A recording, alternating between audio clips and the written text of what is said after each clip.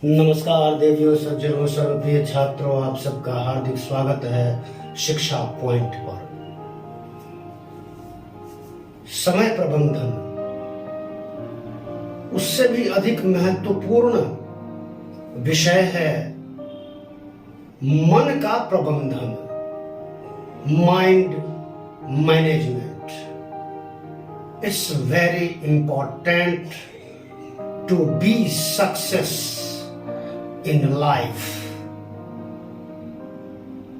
हमारे ऋग्वेद में देवर्षियों ने, मंत्र दृष्टा ऋषियों ने कहा है, संगच्छध्वम संवदध्वम संवो मनांसी जानताम यथा भागम पूर्वे देवा संजनाना समुपासते। साथ सद्भावना के साथ चलना,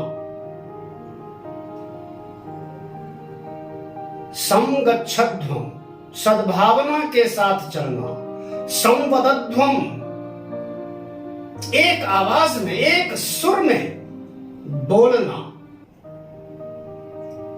संवो मनांसी जानता, और एक दूसरे के मन को जानना, समझना, सद्भावना का प्रसार करना। जैसे कि हमारे देवी देवताओं ने त्याग पूर्वक सभी जीव जंतुओं को, मानव को जीने की राह दिखाई है।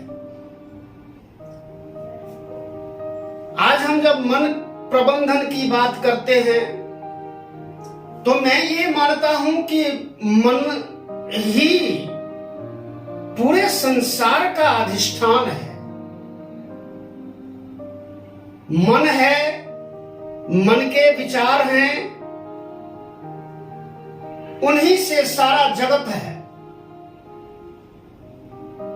मन ही में चलने वाले भाव और विचार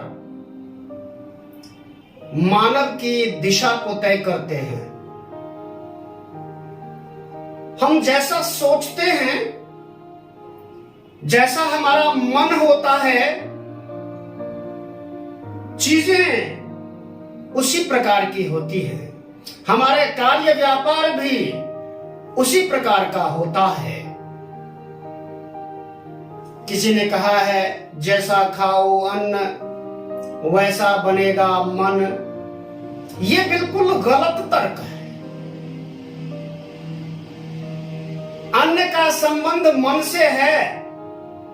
मन में पहले अन्न आएगा, भोजन सामग्री आएगी, तभी वह वास्तविकता में भोजन सामग्री उपलब्ध होगी। भोजन का विचार पहले मन में आता है। कौन क्या खाएगा, क्या बनाएगा, इसका विचार पहले मनोजगत में आता है। उसी के अनुसार भोजन बनता है। तो मन का सभी कार्यों से बड़ा गहरा संबंध है। मन में झांकने की मनुष्य को अगर फुर्सत मिल जाए थोड़ी सी, अगर वो मन को पढ़ने का थोड़ा सा कार्य करने लगे, तो इस संसार में पहले जैसा सौहार्द का, सद्भावना का वातावरण निर्मित हो सकता है। आज के मानव को मनोजगत में झांकने की फुर्सत नहीं है। वो बाह्य जगत में इतना व्यस्त है, इतना खोया हुआ है कि उसको मनोजगत में झांकने की फुर्सत मिलती नहीं है। यही कारण है। अच्छा, मनोवैज्ञानिक लोग मन के भी 2-3 प्रकार बताते हैं। चेतन अवचेतन इस तरह से प्रकार बताते हैं। तो चेतनता क्या है? 24 आवर्स में, 24 घंटों में मन के अंदर, चेतन मन के अंदर एक बहुत अच्छा विचार आता है। वह विचार तनिक देर के लिए आता है, फिर चला जाता है। मन में लगता है कि ये बहुत अच्छा विचार है, इस पर कार्य करना बेहतर रहेगा, लेकिन वह विचार बना नहीं रहता, उसमें कंसिस्टेंसी नहीं रह पाती, क्योंकि जो अवचेतन मन है यह भ्रमित करता है। मन बड़ा चंचल है, गतिशील है। इसकी गतिशीलता के सामने मानव निर्मित किसी यान अथवा विद्युत की भी गति नहीं है उतनी। इसकी गति को थोड़ा बहुत नियंत्रण करने की आवश्यकता होती है। जीवन में सफल होने के लिए, जीवन को सन्मार्ग पर चलाने के लिए मानसिक संतुलन का होना बहुत ही आवश्यक है। मैं अक्सर जब छात्रों से बात करता हूं कि भाई कामकाज में मन लगाओ, स्टडी में मन लगाओ,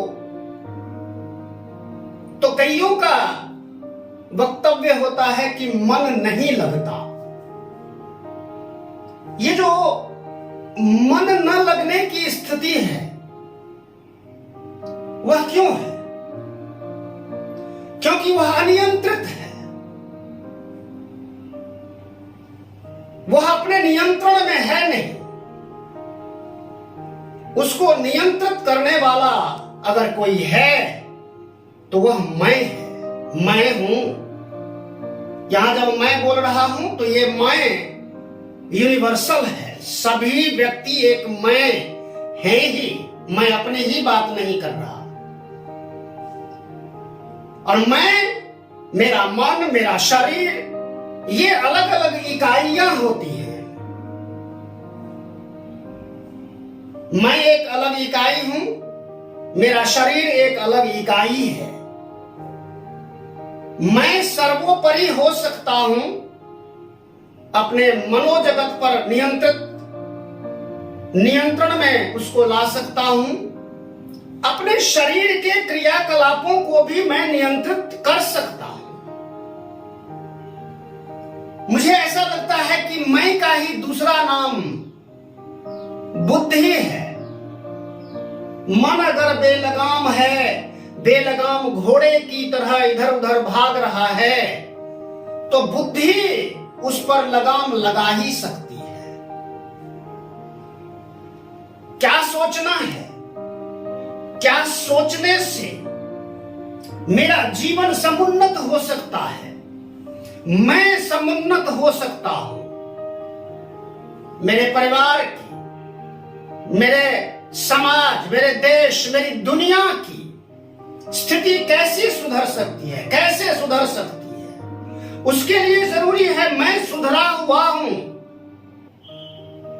मैं सुधरा हुआ हूं, मानसिक रूप से नियंत्रित हूं। यह बहुत जरूरी है। संसार, हमारे शास्त्रों में कहा गया सब कुछ मन का ही है, मन ही सबका अधिष्ठाता है। उसमें चलने वाले विचार, भाव जो हमेशा चलते रहते हैं वो मेरे हैं। मैं उसका नियंता बन सकता हूं, मैं उसका कंट्रोलर बन सकता हूं।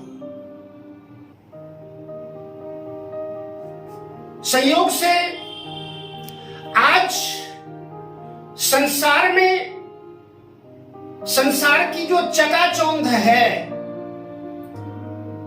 इस चकाचौंध के अंदर मनोजगत कहीं खो गया है।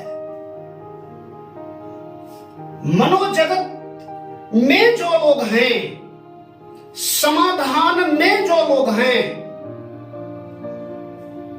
वही लोग 24/7 समभाव में रहते हैं, सद्भावना की स्थिति में रहते हैं। उनका किसी से कोई दुराव नहीं होता, कहीं असंतोष जैसी स्थिति होती नहीं है। और यह सबको होने की आवश्यकता है। मानव जिस किसी कार्य में है, विद्यार्थी हैं तो विद्यार्थियों का एकमात्र कार्य क्या है? विद्या का अर्जन करना। वो विद्या का अर्जन करेंगे तो अपनी उन्नति करेंगे, समाज की उन्नति करेंगे, परिवार की उन्नति करेंगे। उधर पूर्ति तो किसी न किसी रूप में कैसे न कैसे हो ही जाती है। ये तो जानवर भी कर ही लेते हैं।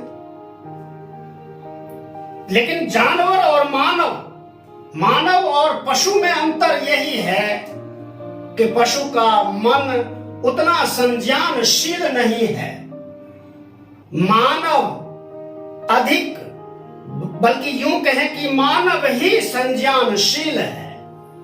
बाकी भावनाएं पशुओं में, मानवों में समान है, उनमें कोई अंतर है नहीं।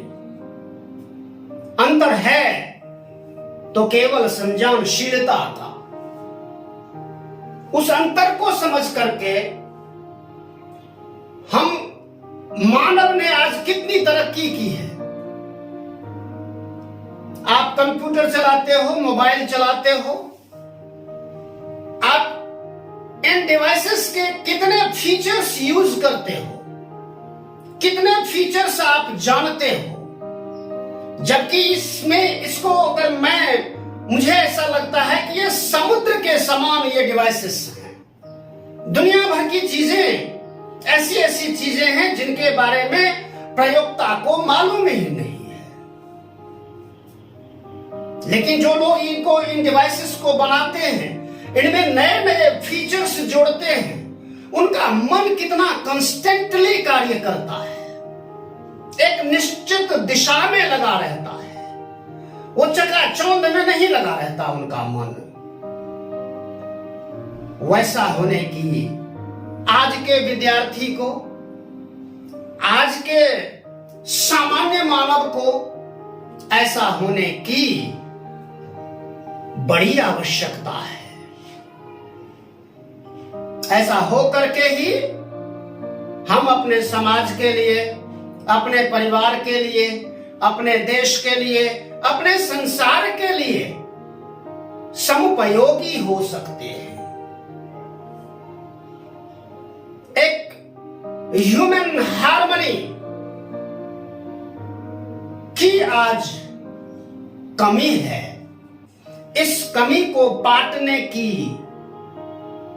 सख्त आवश्यकता है। ऐसा करके हम खुद का उपकार कर सकते हैं, मानव मात्र का उपकार कर सकते हैं। धन्यवाद। चैनल को लाइक, शेयर, कमेंट, सब्सक्राइब कीजिए। जय हिंद, जय भारत, जय भारती।